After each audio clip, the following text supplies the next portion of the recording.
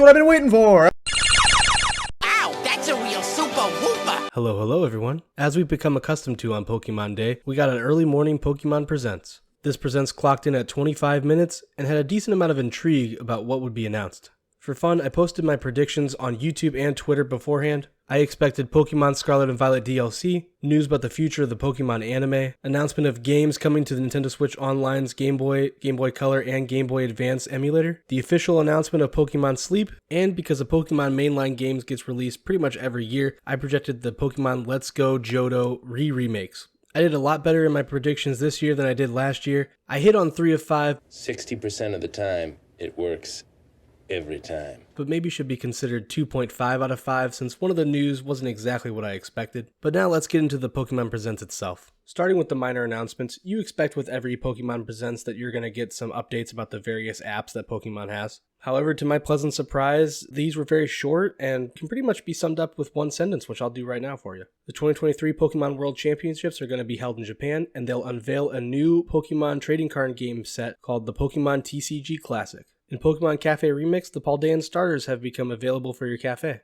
In Pokemon Masters EX, there's a new event surrounding the Galar champions. And in Pokemon Unite, Zacian has been announced as a new operator, and there's an event currently going on where you can earn their license. Plus, if you use code Pokemon Day, you can get a gold Zacian boost emblem. The last minor announcement of the day was actually checking off one of the predictions I had, but not exactly in the way that I thought it would. A new Pokemon anime was announced called Pokemon Concierge. This is a stop-motion animation produced by Dwarf Studios. The show is about a Pokemon resort and will follow main character Haru and his Psyduck. We don't really know much more besides that. All they showed in a trailer was a very short video of the animation, but the animation quality looked really good and I'm excited to watch this. Then we got into the two major announcements of the Pokemon Presents. The first one being what you saw in that intro video. After its initial announcement in May of 2019, we finally got the official preview of Pokemon Sleep. As we already knew, it's basically just a sleep measuring app but with a Pokemon twist. You start off on a small island with just a Snorlax, but over time, depending on what kind of sleep you get, Pokemon with that kind of sleep style will appear near Snorlax. There are 3 separate categories of sleep: dozing, snoozing, or slumbering, and you may discover rare sleep styles depending on who you encounter. Each Pokemon has their own unique sleep style, so no 2 animations will be reused. Currently, there's no official date for this release, but it will release this year. Along with this, we got the introduction of the Pokemon Go++. It can be used with Pokemon Sleep and Pokemon Go. With Sleep, you can press the button when you go to bed and when you wake up. There's a Pikachu inside the Pokemon Go++. It will sing you lullabies, grow friendlier the more you sleep, and will develop new alarm sounds. With Go, you can spin Pokestops and catch wild Pokemon without using your phone, and you even have the option to use Great Balls and Ultra Balls if you don't want to use the classic Pokeball. There are future plans to use Pokemon Sleep data in Pokemon Go, and currently if you use this with Pokemon Go, you'll get access to a Snorlax wearing a nightcap. It will be available July 14th of 2023, so mark that down in your calendar if you're interested. Then we get to what everyone knew was going to be announced, Pokemon Scarlet and Violet. First, we get new Paradox Pokemon, Walking Wake for Scarlet, which is essentially a water dragon type Suicune that looks kind of like a raptor, and Iron Leaves for Violet, which is a grass psychic type Virizion, which looks very futuristic and metallic. The raid event has already started by now if you're listening to this. We also got information that the games will soon be able to connect with Pokemon Go through postcards. You can send postcards from Pokemon Go to Pokemon Scarlet and Violet, and this will change the kind of Vivillon you encounter in the game.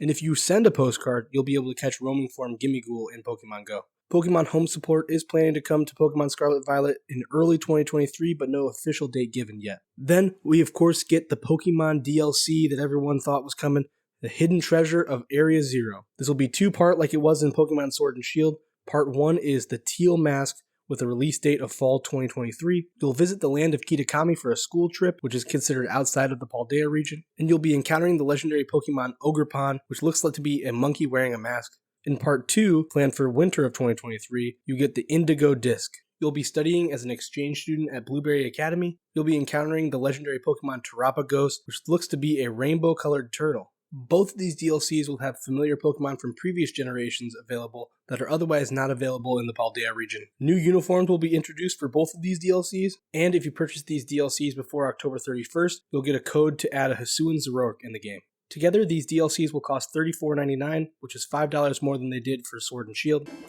I've only got 7. So hopefully the content is just that much better. For my opinions on the Pokemon Presents, I'll get to some positives and negatives I had.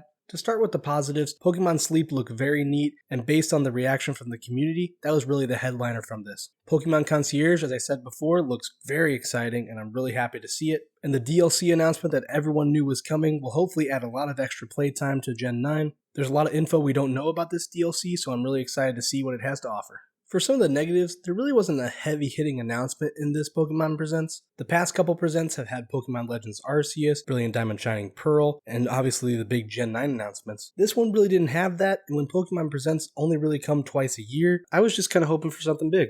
So what are you waiting for? I don't know, something amazing, I guess.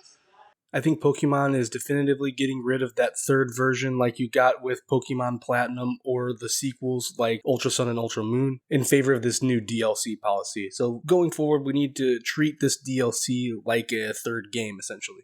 The lack of release dates was also something that was kind of annoying. It's not really a big deal, but it kind of limits your hype levels when you don't know exactly when this thing is coming out.